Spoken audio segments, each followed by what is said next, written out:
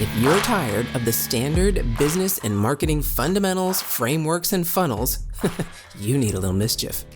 Get ready to turn up the volume on the CEO Mischief Maker podcast, where you access conversations with seasoned business owners who have smashed through mindset barriers, innovated the standard boring business and marketing playbooks, and executed future-paced strategies with bleeding-edge tools and tactics to micro-fail their way into massive success and growth.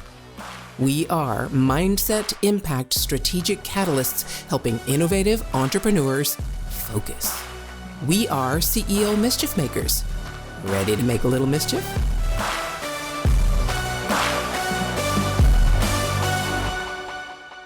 All right, welcome back to the conversation, CEO Mischief Makers. If you have not listened to Monday's episode where we talk about a mindset shift, whoa, this is a doozy. So you need to go back and listen to that before you dive into this one, because we are going to get deep into impact and innovation. But with Michael Sheridan, it's a bit of a different tool. So let's just dive in. So you ended our conversation last time on things we think we need to solve and the things that we actually need to solve.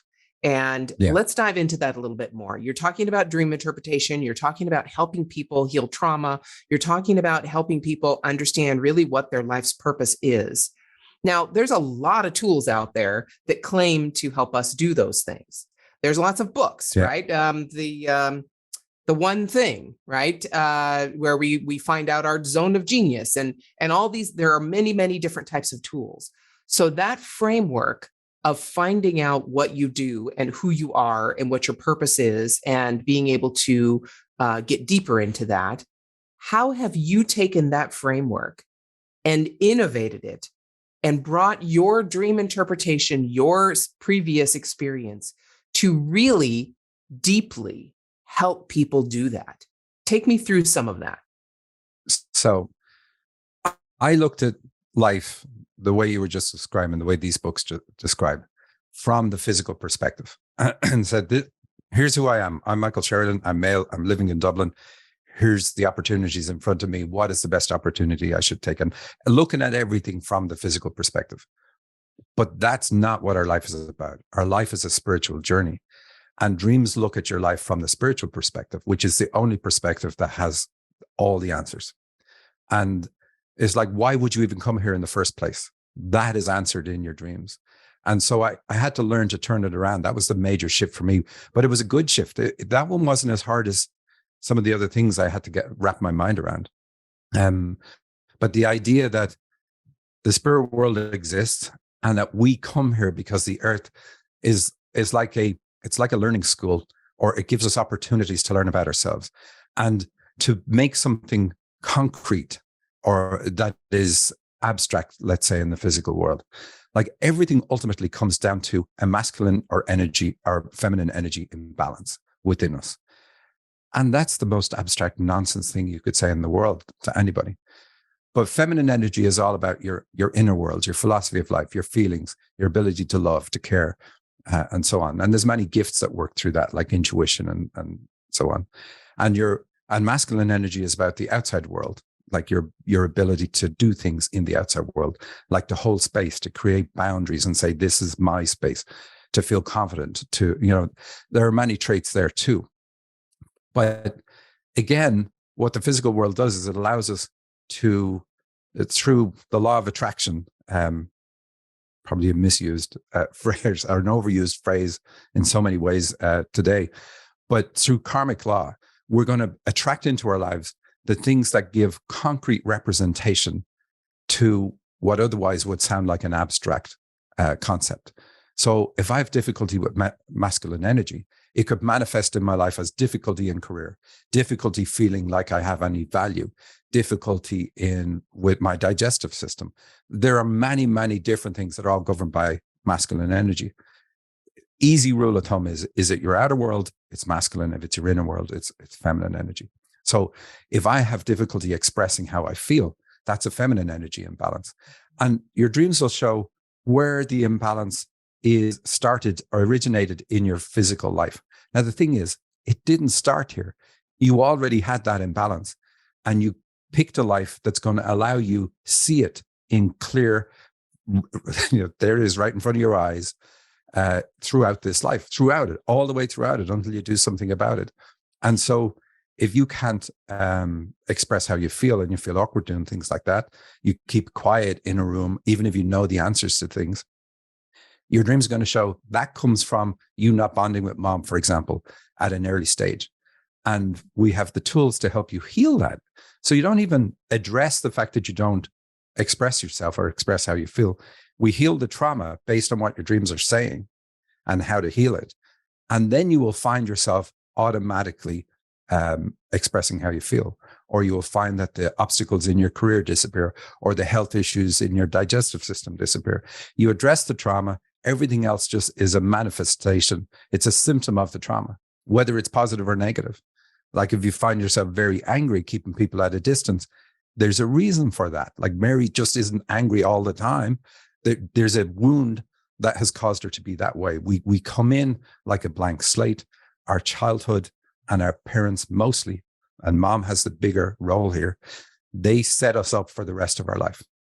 To such a huge degree, it's astounding. And then it's up to us to take that start and use it as a catalyst for growth, or we can go all the way through life, coast all the way to the end. And then in our life review say, well, the reason I didn't do anything is because of this. And you don't get away with that. No. So you're better off doing something, healing the issue, growing as a result of it.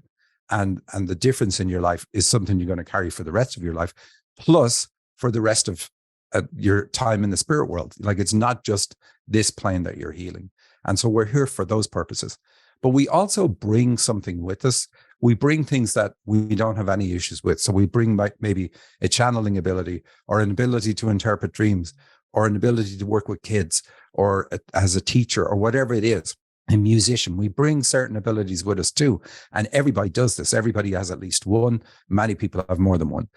And the idea is that we're also going to help people with our gift. We're going to help them grow while we are also being helped to grow. And it's very much a pay it forward system. But if you look at the spectrum of vibration, where you have guilt and shame at the bottom and love and appreciation near the top, like it's an obvious ladder of these are very heavy and these are very light. And to get to the top, at some point, you have to help other people. It's just a necessary step, because that helping is a feminine energy thing, because you're doing it out of compassion or love or caring, whatever it happens to be. But that helps you as well. It's always interesting when you look at the things that you overcome. And a lot of the time it requires forgiveness, which is another feminine energy thing. And if you get to the point where you actually do forgive, you realize that the forgiving the other person, whether it's mom, dad, or whoever in your life, it wasn't about them. It was about you letting go of what you were holding on to. But you have to do that to experience it and realize the power of that. And of course, that immediately raises you up. Have I gone off track with my answer? Oh my goodness, no. So I just, there is so much to unpack there, but I need to take that essence that you just talked about and just explore it a little bit and second, support what you just said. So I love what you said about the whole innovation of this finding yourself and healing yourself is a difference between the physical world and the spiritual world, the outer versus the inner.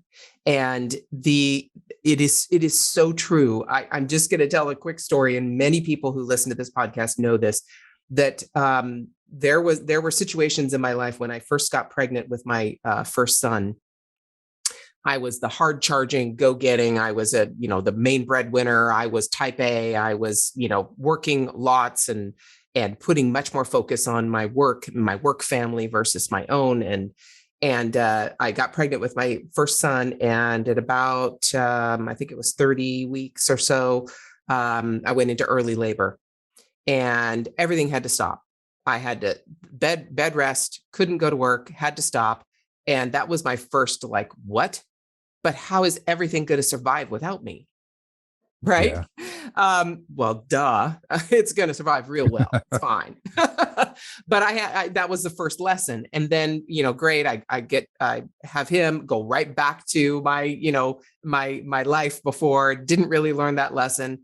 Then I get to my second son, and the universe, God, whatever you spirits, whatever you want to say, gave me that lesson again. Only this time it was, I broke both my legs when I was 8 months pregnant.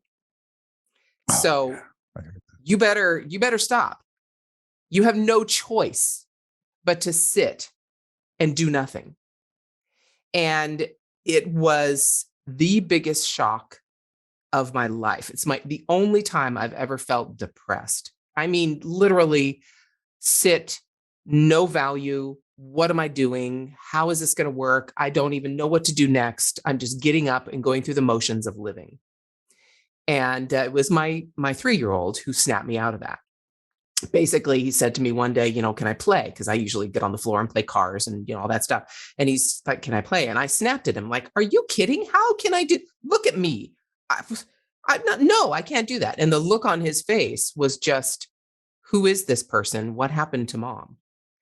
And that was like, oh, I saw myself mirrored in his eyes. And at that moment, come on, Mary, you are not permanently disabled. These casts will come off. Get your stuff together. Stop this. This is not as bad as you think. You're focusing on this whole terrible situation. Figure this out. And I rolled myself over, got on my hands and knees, got on the floor and started playing cars. Now, of course, I was slapped right back in the face the next time I had to go to the bathroom, because how the heck am I going to get off the floor fast enough to go and get to the bedside commode that was sitting next to me, right? That was bad enough, right? So it kind of came flooding back. And now I can look back at that and go, yeah, that was a lesson that I had to learn.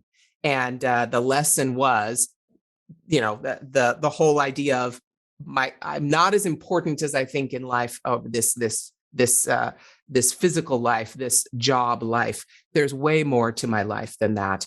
And I need to stop, take stock, think about this, and heal the stuff that was causing me to go so far in that direction. And I've done a lot of work since then, obviously raised 2 kids that are now in their 20s. But that whole thing you just told us about, understanding who you are, you're going to keep living, you're going to keep getting those lessons, you're going to keep being put in those situations where you need to learn that until you die, if you don't figure it out. And when you start to figure, and I'm only on the beginning. I'm not in any way saying I've figured it all out. But I'm telling you, when you do, life becomes so much brighter, so much more impactful, so much deeper than you could ever imagine. It certainly does. But you said until you die. It's worse than that, because you'll do it in the next life too. So I don't even want to think about that. You've got the whole Christmas Carol idea that basically he must have been right, that we carry these things through into our spirit world when we die, or the Buddhist side, right? We already have them. We already have them. Yeah. So we just bring them back unhealed, and we're going to plan another life. Well, let's try again. But I just want to address one point you said. You said you had to realize that the world could exist without you, and the spirit world tells us this, and your dreams tell you this too. But you are here to help people, yes, but it doesn't have to be you. You've volunteered to be in this seat. And in fact, you signed a contract to say that you will take this slot and you will develop and use your gifts, and you're going to help other people with your gifts. So it's on you to develop your gifts and use them. But most people in the West don't. So that's going to be a very negative thing for them. But the other thing is to realize that you are also the most important person on the planet, that everything is all orchestrated and created just for you. And it's up to you to take the opportunities that you can from it. So to realize that this is how important I am, that the whole universe or spirit world or whatever terminology you want to use conspired to give me this opportunity. So it's just a shame that most of us, we learn about life by things hitting us rather than by us embracing life. And so there's two ways of living life, and your dreams show which path you're on. There's the karmic path or the dharmic path. And you can choose at any point which one you want, but you have to do the work to get onto the dharmic path. And, but so karma is the way most of us are living. And it's where, despite our best efforts, we will still learn something about ourselves, because we're going to have experiences that cause us to take the lesson in. And it's a good system. It's a misused word. It's not about what you give out, what you get back. It's about how you attract into your life the things that mirror the way you are. Wow. So that, what you were just talking about with the fact that again, the switch, and that's exactly, I didn't communicate it as well as I could have, but that's exactly the switch I was talking about, where it's not about what I do just in this job. This job can survive without me, this particular position, this team, these things. It was not fulfilling in the sense that I was actually using my gifts. That's the realization I had, that I was pouring everything into this job that really wasn't fulfilling, and that I do have these other things that I can do. And this child sitting in front of me that really does need me, and the child I was baking at the time that really do need me, and that I can help. If I can open myself and look at some of these things myself, I can then, first off, break the cycle of the trauma, number one. Super and important. Then secondly, what's that? That's super important. Break the cycle. That's the first place you have to start, and break that, and don't do the things that were done to you. I mean, that's really simple to say, but not easy to do.